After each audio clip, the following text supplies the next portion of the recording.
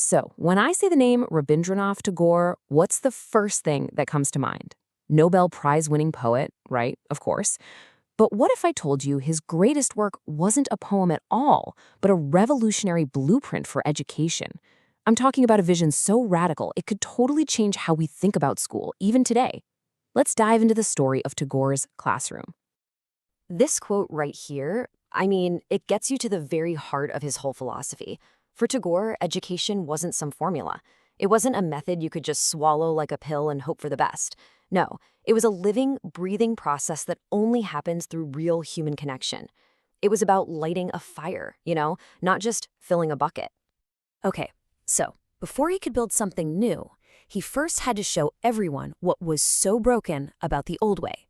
His journey began not as a builder, but as a sharp and honestly unsparing critic of the education system of his time. And get this, he was only 31 years old when he wrote his first major takedown of the education system. This wasn't some kind of late-in-life reflection. This was a deep-seated passion that was driving him from a really young age. He saw a system that was failing people, and he just couldn't stay quiet about it. Okay, so let's break this down, because the contrast here is just wow. On one side, you have the colonial system. It's mechanical, all about rote memorization, and really, it was just designed to churn out clerks for the empire. But on the other side, that's Tagore's vision. It's an education that's woven into the fabric of life, one that aims for self-determination. He believed it had to be built not just on intellect, but on what he called the education of feeling. Learning through empathy, nature, and art. His goal was bigger than just nationalism. It was universalism, creating citizens of the world.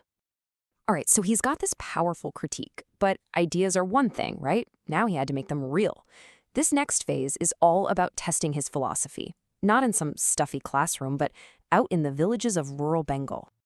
And this was the real turning point for him. He was sent to manage the family estates, so he wasn't just a theorist anymore.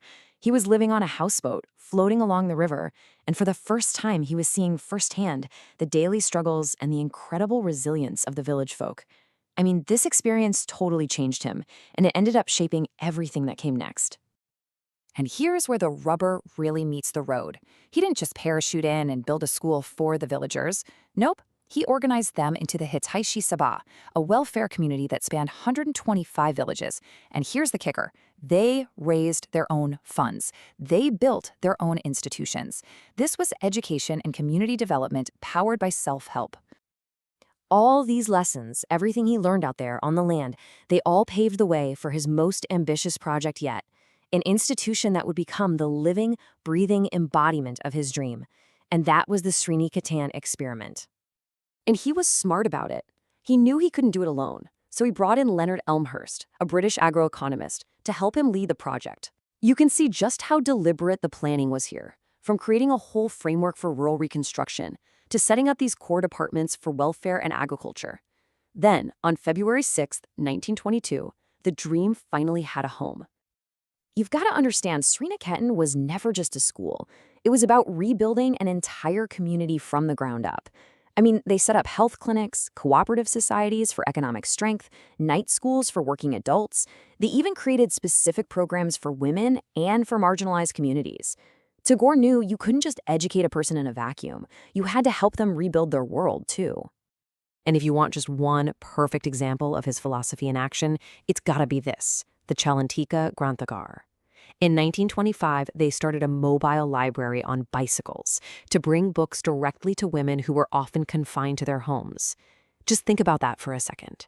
It's so simple, but so brilliant. A targeted, practical, and deeply empathetic solution to a real-world barrier to learning. But here's the thing about a big idea. Once it's proven to work on a small scale, you can't help but wonder, could this work for everyone? The success of Sriniketan wasn't the end of the journey. It was just the proof of concept. From here, Tagore's vision scaled up, from one single institute to a crazy, audacious plan for the entire nation. And this is where things get, well, honestly, kind of mind-blowing for the time. In 1936, we're talking decades before this stuff became mainstream, Tagore proposed a home university. He literally envisioned a system where anyone, especially those who couldn't attend a physical school, could learn right from home and still sit for official exams. It was basically a blueprint for distance learning. So what happens? The government, of course, rejected his idea. But did he give up? No way. He just decided to build it himself. His own university, Visva Bharati, established the Lok Siksha Samsad, or the People's Education Council, and just brought his vision to life on his own terms. And this wasn't some token effort either. He built a complete legitimate system. The council offered a three-tiered examination path with degrees that were equivalent to a high school diploma, an intermediate degree, and even a full Bachelor of Arts.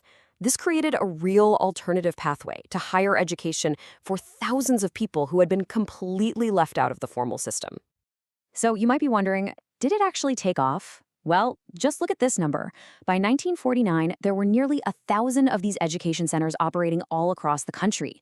This wasn't some small little experiment anymore. This had become a national movement, and it proved just how huge the demand was for this kind of accessible education. But this is where the story takes a turn. Because sometimes the biggest threat to a radical idea doesn't come from the outside. As this revolutionary idea grew, it started facing forces from within that would slowly, piece by piece, begin to unravel it all. Let's just walk through this timeline, because it's heartbreaking, really. First, in the 50s, the university gets rid of all the local exam centers and centralizes them. Suddenly, there's a huge barrier for rural students. Then, in the 60s, those students are barred from the main university graduation ceremony, basically making them second-class citizens. And finally, the killing blow. In 1969, the university declares that their degrees are no longer valid for higher studies. The path forward was just gone. And so there it is, the tragic irony. The dream wasn't defeated by some outside enemy. It was slowly suffocated by the bureaucracy of the very institution Tagore himself had created to protect it. A system that was designed for freedom had become a cage. So what are we supposed to take away from all this? Tagore's story proves that a different kind of education is absolutely possible. But its failure is a harsh lesson in how easily radical, brilliant ideas can be neutralized by the very systems meant to support them. It forces us to ask a really tough question.